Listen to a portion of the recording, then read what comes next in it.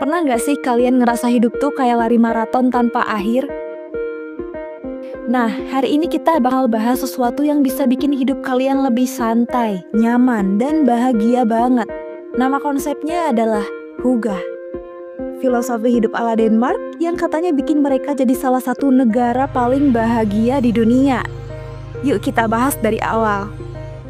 Apa itu Hygge? Nah, bayangin nih, malam-malam hujan, terus kamu duduk di sofa, terus ada selimut yang lembut banget, lilin menyala, terus kamu minum coklat panas dan baca buku favorit kamu. Nah, itu adalah Hygge. Hygge berasal dari Denmark dan Norwegia, artinya rasa nyaman dan kebersamaan, yang intinya adalah menikmati momen-momen kecil yang bikin hati hangat dan tenang, baik ketika sendirian maupun bareng orang-orang tersayang. Menurut World Happiness Report, Denmark konsisten jadi negara paling bahagia karena mereka paham pentingnya menciptakan kebahagiaan sederhana. Sounds cool kan? Kenapa Hygge relevan banget buat kita?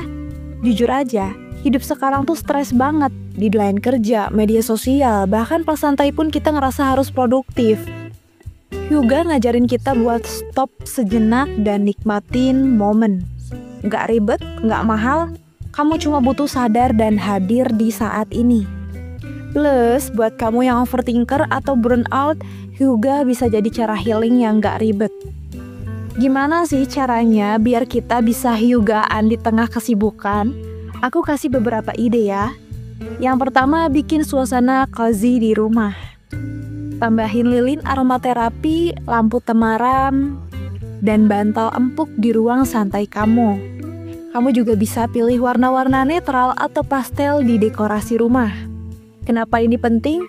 Penelitian dari Journal of Environmental Psychology bilang kalau suasana yang nyaman itu bisa nurunin stres dan bikin kita jauh lebih rileks.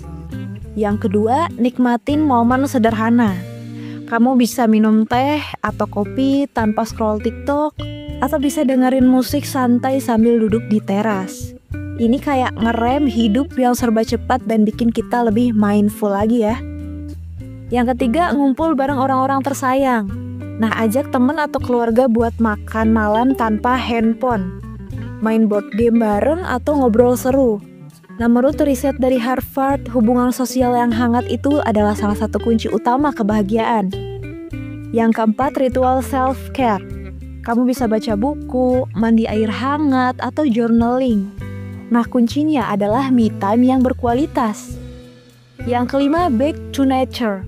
Jalan-jalan di taman atau hiking, karena alam selalu punya efek calming, dan ini sejalan banget sama nilai-nilai Hygge. Nah, apa sih untungnya kita menerapkan Hygge? Yang pertama yang pasti bisa ngurangin stres dan burnout. Dengan kamu menikmati momen-momen kecil, kamu bisa ngeriset energi kamu.